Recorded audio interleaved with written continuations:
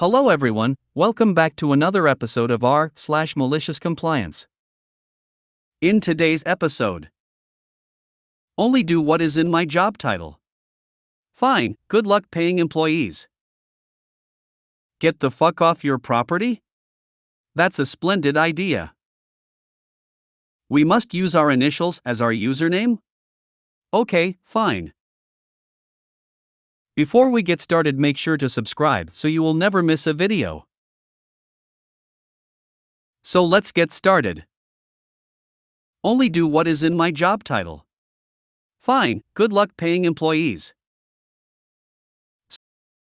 So, I work for a construction company as an inventory admin. My job is to basically schedule counts of our warehouse and input the numbers they give me for inventory. Then try to see what the problem is when the numbers on the last count and current count don't add up. There is a little bit more to it, but I will not bore you with the specifics. The problem with this job is that when you have been doing it long enough and are good at it, there is less work to do. In the beginning, when counting one rack out of 60 racks of material would take a few days, it was fine because I was always busy. But now that everything is in order, the entire warehouse can be counted in 3 days. This leaves me bored for most of the time. So, to fix this, I studied up on our cloud-based ERP service that we use for all internal and external transactions and have become sort of an expert on it. Every single aspect of this company uses this ERP service to do their job. Timesheets, HR, payroll, accounting, scheduling, management, manufacturing, ordering from vendors, delivering, inventory, etc. all runs through this ERP service. So it is very important that this service is up and running perfectly 24/7. I became so proficient in this service that our VP decided to cut ties with our consultants of the ERP because I could do what they did, but better, quicker, and much cheaper. For reference, we were paying these consultants $5,000 a month just to be on standby if we needed them for some sort of problem that could arise from using this ERP, and had to dish out more money to fix those problems depending on how many hours of their time was spent to fix said problems. Not sure on their exact rate, but it was something like $200 an hour, and they took weeks to fix anything, while I could fix the problem in time for my daily afternoon tea break. I never got an official job title or raise of any kind for being an expert on this service. The company just saw me being able to do it and let me fix things that happened, so they no longer needed the outside help. I wasn't too upset because it gave me something to do, so I was glad to help the company save money, even if none of that money fell my way. Skip ahead a few months. We now have a new warehouse manager and someone in the warehouse summing up an inventory by sending a bunch of materials to the wrong job with no records of it being shipped. We are talking $500,000 mess up here. In the same day, our ERP had an update that caused a bunch of bugs with our accounting department. So, I decided to work on the ERP problem first because the warehouse is more of a delay mess up and not actually stopping anybody from doing their job at the moment, while this accounting problem means our bills are not able to be paid. You can guess what kind of issues we will have if bills are not paid. The ERP bugs turn out to be quite big and numerous, so it ends up taking me a couple days to figure out, but I fix it before any bills are actually due and decided to take lunch a little early to celebrate a victory. Crisis averted. New warehouse manager storms into my office after I get back from lunch and is livid. Apparently, the bosses were pinning the blame on him for the warehouse.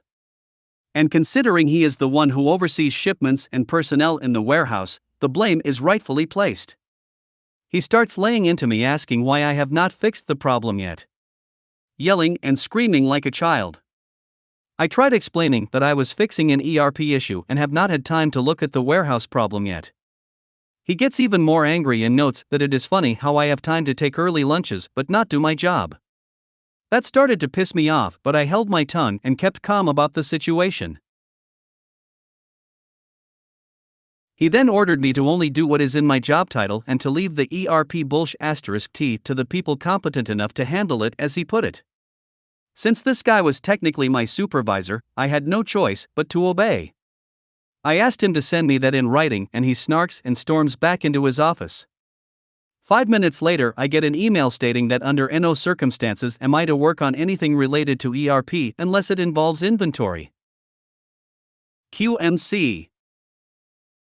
I do nothing but inventory from that point forward, knowing well that we would be essentially coasting until we hit a problem that I would refuse to fix. Sure enough, not even a week later, I get an email from HR that some sort of bug in the ERP system was preventing them from accessing payroll to pay employees this week. I reply an apology that I am no longer able to work on ERP bugs due to supervisor and to refer to the ERP system help guide for further assistance. I knew the help guide was not going to help her in the slightest, but it was no longer my problem, so I was not going to deal with it. Skip a few days later to Friday. I checked my bank account in the morning before getting to work and laughed because there was no money deposited. That problem never got fixed. I hurry up and get to work, excited to see the chaos unfold. And what I was expecting was an understatement. When I show up to work, I see the entire warehouse staff of 50 people walking out of the front door. I stopped one and asked why they are leaving, and they replied with, "I didn't get paid today, so I am not coming back until I do." I go into the office and see the warehouse manager in a panic. He has jobs that need material and nobody to load it onto trucks or deliver. I ask him if he needs help with anything, and he just screams at me to leave his office because he is getting phone calls out the ass from superintendents of jobs asking why our material has not arrived yet. I pass by HR on the way to my office and see a bunch of the bosses huddled up over her computer with her with angry and confused expressions on their face, I guess trying to figure out the problem. I felt bad for her because it really was something out of her control, but I knew she would ultimately be okay because she had been there for so long that they would never fire her. When I get to my office, I see the VP waiting for me there. He has a very pissed off expression on his face. When we get inside, he demands to know why I did not fix the problem in HR when she emailed me about it. I replied that I am no longer allowed to work on ERP problems as it is not in my job title. He has the most shocked look on his face and asked why all of a sudden I had a change of heart. I show him the email from warehouse manager and I could see the dots connect in his head. He immediately storms out and I see him heading straight to the warehouse manager's office. They were in there for a few hours, but eventually he comes back to my office. He seems calmer now and asks me politely if I can fix the problem in HR and if I can resume fixing the ERP if needed. At this point, I liked the relief of responsibility and told him I would only do it if he put it officially in my job title along with a raise. His calmness turned to anger again and he says, "I cannot believe you," as he storms out and returns to his office. A few hours later, he sends out a mass email that he has hired the old ERP consultants to fix the problem and that next week, everyone would be paid for the money they are owed, along with the money they earned if they return to work. This one surprised me as he would rather pay over $60,000 a year to consultants than give me a few extra bucks an hour for better work. I think he expected me to change my mind and just do it for my own paycheck, but I decided to wait because I knew how these consultants were, and if they managed to fix this problem in a week, I would streak naked through the office. Most of the warehouse staff agreed to return but were still upset about not getting paid. Sure enough, next Friday comes around. Nobody gets paid again. At this point, it is becoming a real problem and the entire staff is becoming agitated. They have bills to pay. I even heard a bunch of the warehouse talking about some competitors nearby they could go work for. At this point, I even considered just fixing the problem because the warehouse didn't deserve to be treated like that due to poor management. Maybe I am the asshole here for this, but I am severely underpaid and can barely afford my apartment. There is no reason I should do extra work for free. That same day, the VP returns to my office and hands me papers. These papers said that I would be promoted to a newly created position that dealt with inventory/ERP upkeep. It would be its own department and he would be my direct supervisor, also came with a hefty raise.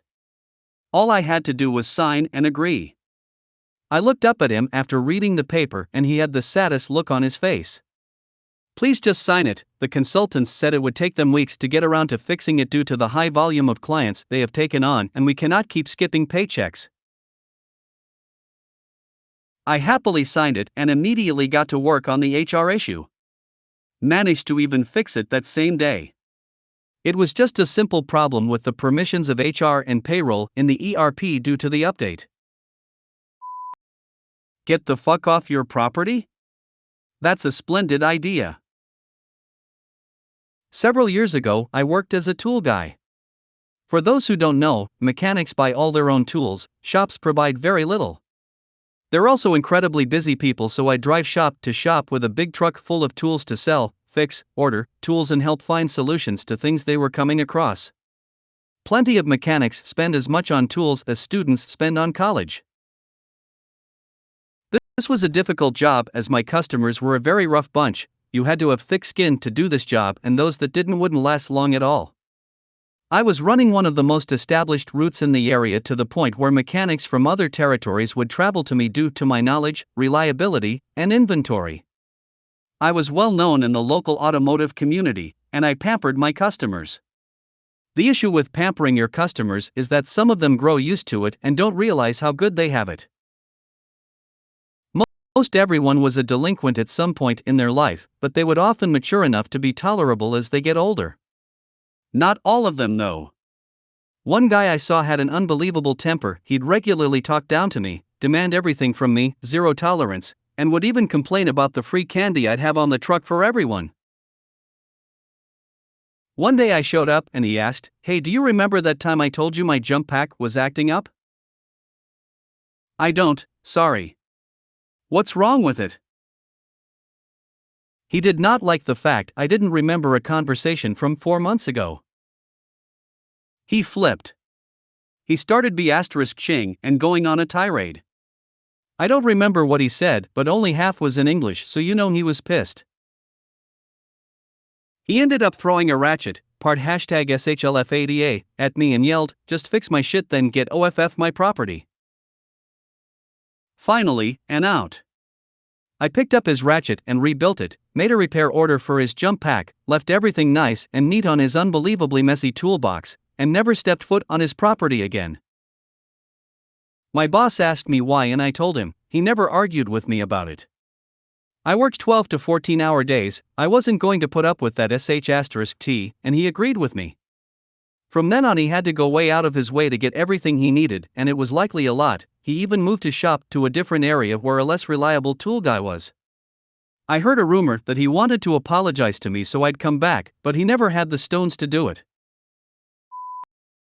We must use our initials as our username? Okay, fine. When I started graduate school in computer science in the late 80s, back when there was one monolithic mainframe that everyone had accounts on, I requested the username Treadle, as I'd had that on every system I'd ever been on. The sysadmin, who was master of his tiny domain, seemed to take great pleasure in denying my request, citing policy that people use their initials. Everyone had 3-letter usernames, from the dean down to the sysadmin, down to the lowest student. Fine, if your policy is that people use their initials, my username should be Jeff, as my legal name is Jeffrey Eric Francis Friedel. Forced malicious compliance. You could tell he was positively fuming inside, but he had no choice but to comply with the policy. I had the only username that not only wasn't 3-character line noise, it was my name. Edit. Actually, if there were 2 people with the same initials, the late arrival would get a 2 tacked on, e.g. if Jordan Edward Flumy Flinkmaster showed up while I was still there, he'd get Jeff too. If you made it to the end of the video, thanks for watching. Don't forget to like, subscribe and share, and we will see you in the next video.